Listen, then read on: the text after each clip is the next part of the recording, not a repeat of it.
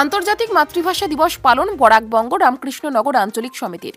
প্রতি বছরে ন্যায় এবারও 21শে ফেব্রুয়ারি আন্তর্জাতিক মাতৃভাষা দিবস উদযাপন করল বরাক উপত্যকা বঙ্গ সাহিত্য সংস্কৃতি সম্মেলনের রামকৃষ্ণনগর আঞ্চলিক সমিতি।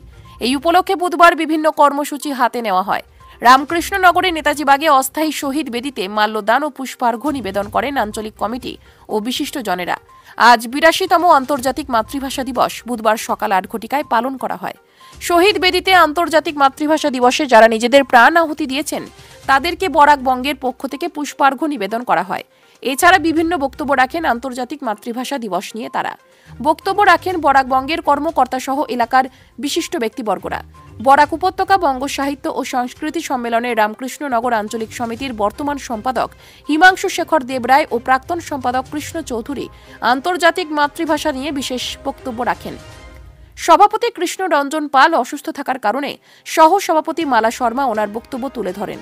অন্যান্যদের মধ্যে উপস্থিত ছিলেন সহ সভানেত্রী মালা শর্মা, সাহিত্য বিভাগের সম্পাদিকা মন্দিরা দেবরায়, সহ সম্পাদক রাজদীপ রায়, সন্দীপ দত্ত, সম্মিলিত সংস্কৃতি মঞ্চের কার্যকরী সভাপতি মৃগাঙ্ক দত্ত চৌধুরী, বিশিষ্ট সঙ্গীত শিক্ষিকা কাবেরী সরকার, প্রাক্তন শিক্ষক জিতেন্দ্র চন্দ্র রায়, বিশিষ্ট নৃত্যশিল্পী পুনম চন্দ্র, স্থানীয় ব্যবসায়ী অমৃত পাল ও সমাজসেবী শিবুল মালাকার প্রমুখ। রামকৃষ্ণনগর থেকে শ্যামল আচার্যের রিপোর্ট, নিউজ অবিকল। জড়িয়ে বাংলাদেশ স্বাধীন হয়েছে।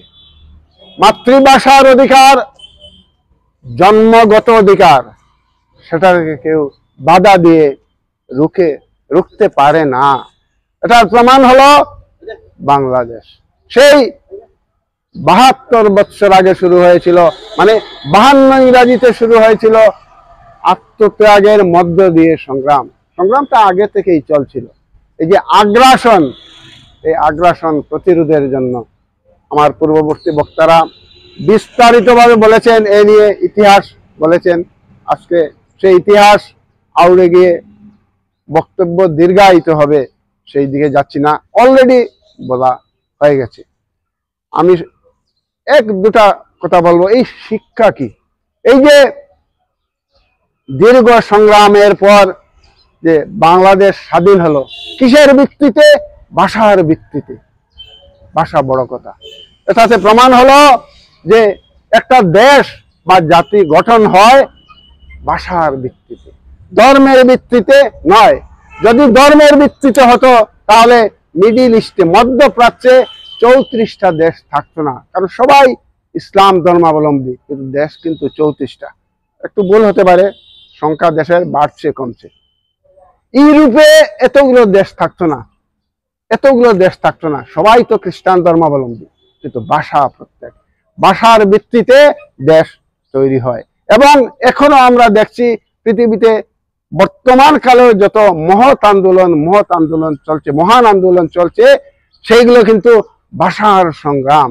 সেটা ইংল্যান্ডে আইরিশরা করছে, সেটা স্পেনেও হচ্ছে, বিভিন্ন ভাষার ভিত্তিতে। এবং আমি বলছি সেটাকে কেউ রুখতে পারবে না। আমি বলছি মাতৃভাষা আমাদের বাংলা ভাষার অধিকার কেউ যতই চেষ্টা করুক সেটা আটকে রাখতে পারবে না। সেটা সময়ের অপেক্ষা, বা আমাদের যে আত্মনিবেদনের ইচ্ছা তা অনেকটাই যেন কমে গেছে, কিন্তু সে হবেই। আর আমরা নিপীড়িত নির্যাতিত হয়ে আছি। একটা কথা বলছি, অন্যদিকে আমি বলছি, দৃঢ়তার সঙ্গে বলছি, দেখবেন আগামীতে যখন বাংলাদেশের মধ্য দিয়ে আমরা ভারতবর্ষের বাকি অংশে যাব, 1000 কিলোমিটার রাস্তা কমে যাবে। এটা চলছে, কাজ অনেকটাই। আগরতলা গেলে দেখবেন রেলের ট্র্যাক বিছানো হয়ে গেছে। আমার মনে হয় কয়েক মাস বা 1-2 বছরের মধ্যেও এটা চালু হয়ে যাবে। সেই যে ব্যবসার আদান প্রদান, তাতে আমাদের আর্থিক সংগতি বাড়বে, ভাবের আদান প্রদান, সংস্কৃতির আদান প্রদান। এই যে 1-2 যাচ্ছেন, আমাদের পূর্ববর্তী বক্তা বলেছেন বাংলাদেশ ঢাকায় গিয়েছেন, দেখছেন, প্রত্যক্ষ কথা বলেছেন আমাদের মৃগাঙ্ক দত্ত চৌধুরী বলেছেন। দেখবেন আগামীতে আমরা যাচ্ছি দল